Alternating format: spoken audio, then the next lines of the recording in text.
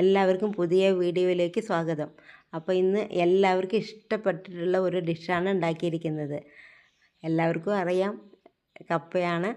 അപ്പോൾ കപ്പയും കൊണ്ട് ഞാൻ എങ്ങനെ ഉണ്ടാക്കിയിരിക്കുന്നത് എന്നുള്ളത് നോക്കാം. അപ്പോൾ ചെറിയ ചെറിയ കുട്ടി കിഴങ്ങുകളാണ്. ഇപ്പോൾ കപ്പയുടെ സീസണാണെന്ന് തോന്നുന്നുണ്ട്.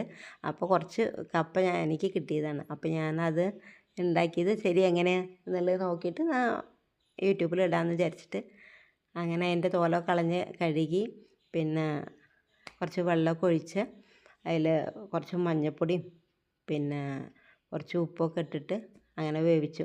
അപ്പോൾ അത് എന്താണെന്ന് വെച്ചാൽ നമുക്ക് ഉച്ചനട്ട് ഒരു 10 മണിക്ക് ഉച്ചനട്ട് കഴിക്കാനും 10 മണിക്ക് കഴിക്കാനും ഒക്കെ പറ്റിയതാണ്.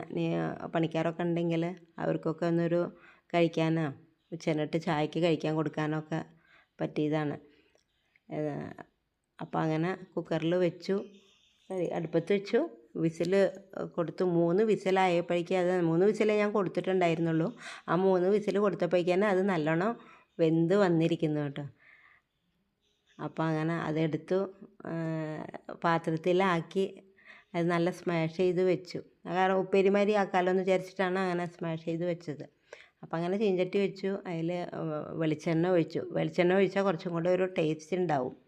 അപ്പോൾ അങ്ങനെ വെളിച്ചെണ്ണ ഒഴിച്ചു, കുറച്ച് കടുക് ഇട്ടു, അതിൽ കുറച്ച് ചുമന്ന മുളകും പിന്നെ കുറച്ച് കറിവേപ്പിൻ്റെ ഇലയും അങ്ങനെ ഇട്ട് അതൊക്കെ ഒന്ന് ഇളക്കി, പിന്നെ ഈ സ്മാഷ് ചെയ്ത് വെച്ചിരിക്കുന്ന കപ്പയും അതിൽ കൊട്ടിയിട്ട് അങ്ങനെ കുറച്ച് തേങ്ങയൊക്കെ ഇങ്ങനെ ചിരകിയിട്ട് ഇട്ടാൽ നല്ല ടേസ്റ്റാണ്. തേങ്ങയും കൂടെ ഇട്ടാൽ കഴിക്കാൻ. അതിൻ്റെ കൂട്ടത്തിൽ നമുക്ക് ഒരു ബ്ലാക്ക് കോഫിയോ ബ്ലാക്ക് ടീയോ ഒക്കെ ആകുമ്പോൾ, കട്ടൻ ചായയൊക്കെ ആകുമ്പോൾ നല്ല ടേസ്റ്റാണ് ഉച്ചനട്ട് ചായക്കൊക്കെ. പിന്നെ ഇപ്പോൾ ഉള്ളത് മഴക്കാലമാണ്, ഇടയ്ക്കിടയ്ക്ക് മഴയുണ്ട്. അപ്പോൾ ആ സമയത്തൊക്കെ ഇത് കഴിക്കാനൊക്കെ നല്ല ടേസ്റ്റാണ്. അപ്പോൾ എല്ലാവരൊക്കെ ഒന്ന് നോക്കുക, ഇഷ്ടപ്പെട്ടാൽ ലൈക്ക്, കമൻറ്റ്, ഷെയർ ചെയ്യുക.